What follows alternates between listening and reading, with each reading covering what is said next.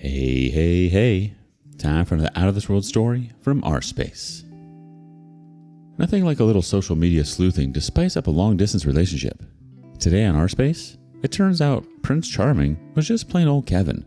From I have nothing to hide to let me show you the door. It looks like OP's culinary investment cooked up a whole lot of drama. My girlfriend slept with a coworker and Snapchat clued me in. She gaslighted me. I found the truth and dumped her. I, 29 male, have been dating my girlfriend, 25 female, for over 2 years now, and for the most part, things have been alright. I won't say that it's been the kind of relationship that everyone dreams about, but it's been good enough, and the good moments definitely surpass the bad ones. We met each other through my sister-in-law when I was just coming out of another relatively long-term relationship. I was in a vulnerable place, but I was able to recognize that. My girlfriend, let's call her Cynthia, got in touch with me first, since my sister-in-law had clued her in that I was ripe for the taking. I got to talking with her, and she was pretty forward with things, but I made it very clear to her that I could be a friend with benefits, but I was too vulnerable to get into another relationship and I wasn't looking for anything serious. For the most part, she seemed to accept that. However, I'll admit that as steadfast as I believed I was, I eventually fell for her, and about 3 months after we started talking, we found ourselves dating. However, I never regretted it because she was a great person. I'll admit that it did take me a little time to get over my ex. While in a new relationship, I know, but I didn't let it show. She always wanted to go to culinary school, and being in a good place, I decided to fund it for her. It's the kind of decision that I wouldn't advise anyone else to make, but I really hated seeing how she has a passion for certain things and simply couldn't reach out and grab it. She was drifting aimlessly and unemployed, so I did what I could to help her find purpose and direction. Here's the problem. My previous relationship was long distance, and I absolutely hated it. I vowed never to do it again, and when I got into this one, it seemed I had escaped the curse. However, the culinary school that she was going to go to was in a completely different state. It was about to be long distance again, for at least another year, and that's the point where I had to battle to choose my self-interest over the happiness of my partner. I chose her though, because I've always been foolishly selfless. I'm trying to fix that. It's a work in progress. So she eventually left for culinary school and she completed it. However, since her state has more opportunities for people trying to get to the top, she's still there doing an internship at one of her dream restaurants. Anyway, I think that's enough background here. Being in a long-distance relationship and having been there before, I know that I can't last 6 months without seeing my partner. That's even on the long side. By the time 4 months hit, I'll probably consider jumping ship. So, to prevent that from happening and to keep things healthy, I've been taking some time off to go and see her every now and then. I've traveled to her state twice now, and it's always been good. However, the last time I went, something took hold of my curiosity and I confronted her about it, but I don't know whether I believe her. So here's the thing.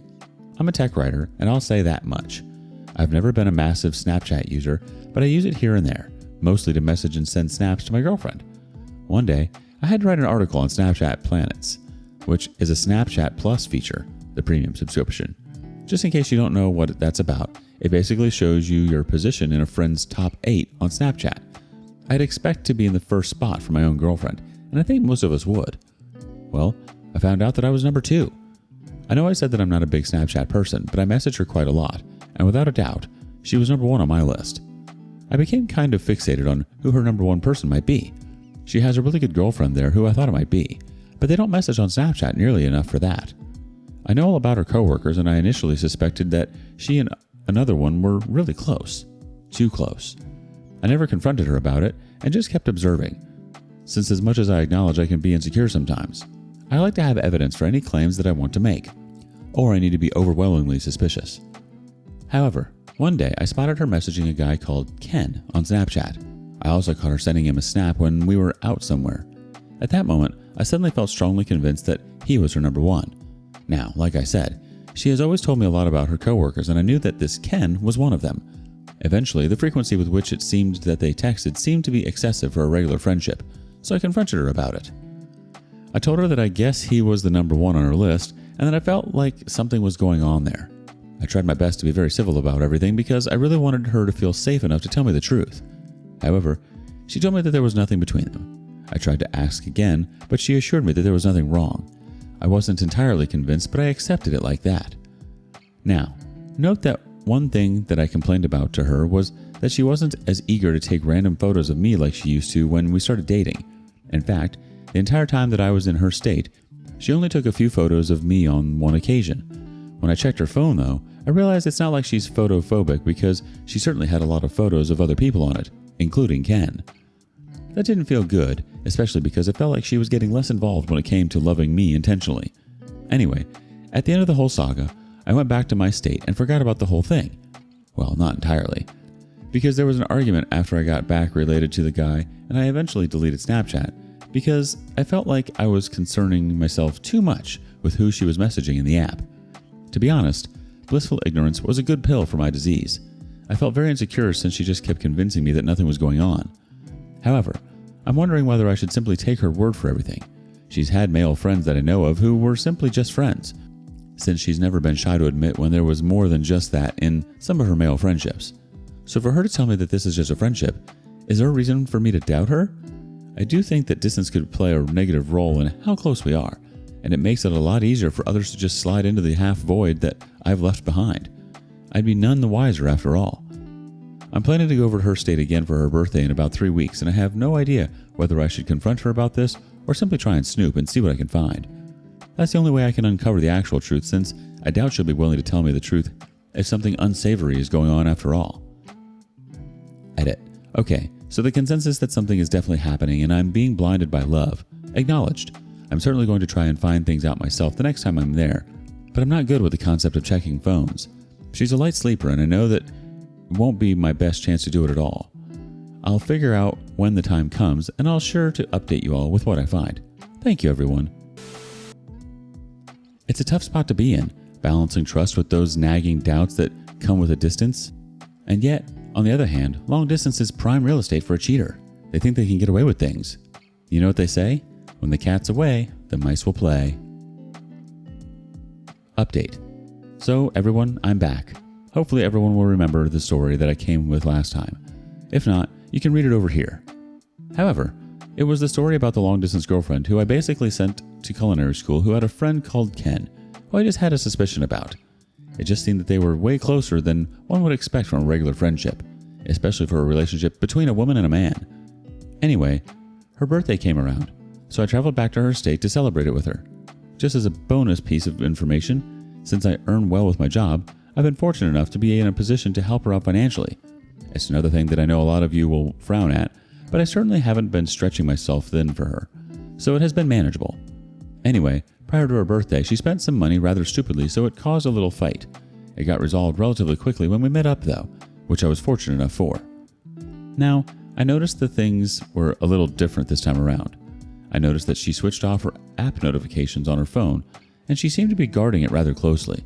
She would never leave me in a space with her phone for more than a minute, and things were never like this before, so quite naturally, I was suspicious, especially after everything that happened before. I made a note to try and check her phone when I got the chance, but getting a chance was tough.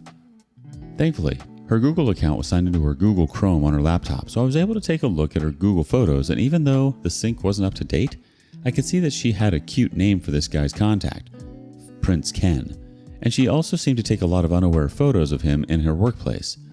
That was very concerning for me.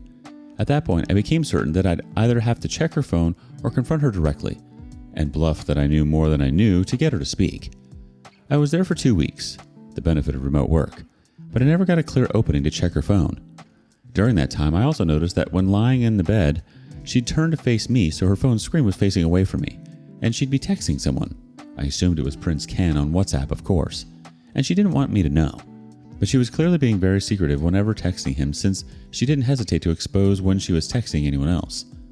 That was when I made the plan to export her chat with him on WhatsApp, send it to my number, and delete the evidence. I ran through the process and realized that all I really needed was about 20 to 30 seconds to do all of that, and she wouldn't know I was there. The problem was that getting even a 30-second opening was so tough. Like I said, she was going everywhere with her phone. A day finally came when it seemed like I had the chance to do it, but I knew it was high risk. She was in the room arranging some clothes, and she had left her phone on a table in the corridor. That was when I grabbed her phone and went into the bathroom with it. I planned to take a quick pee, and then on my way back to the room, drop it where I found it. However, things did not go the way I planned at all. I still beat myself up over it. I entered her passcode, and lucky for me, Ken's chat was already open. I tapped the export option, and it brought up a pop-up to confirm whether I wanted to export with or without media. However, at that very moment, she called for me, I think she noticed her phone was gone, and very stupidly, I instinctively locked her phone. Yep, with the pop-up still open. I struggled to enter the pattern, but I was too nervous in that moment. Before I knew it, she was behind me and asked, "Do you have my phone?" I told her I did, and she asked for it, and I gave it to her.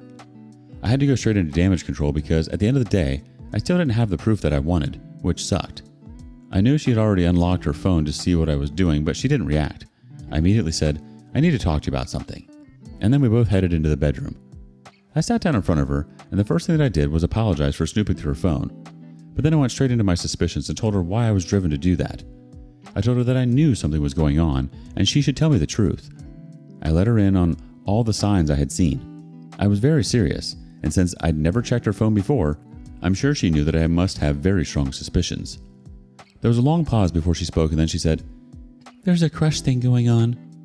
"You're crushing on him?" I mean, I knew that much for sure. "No, it's both ways." At the very least, I'll admit that I felt a strong sense of relief knowing that I wasn't crazy with my suspicions. I honestly didn't know what to say. It hurt like hell because I already felt like I was loving more than I was being loved, so that certainly didn't help. "And did anything inappropriate happen between the two of you?" She paused and then said, "No." I told her to assume that I knew everything. She's always known me as smart, so she seemed to be processing things in her head. I told her that I knew enough to want to dive into her chats, so she should simply assume that I knew more than she thought I did. That was when she started crying out of nowhere, and I made sure not to even flinch as that happened. "There was a day when one thing led to another and we..." I wanted to complete her sentence, but I left her there to stew in it. She couldn't complete it and started sobbing at that point. I just sat there stone-faced. For some reason, it didn't faze me. I think it was merely confirmation of something.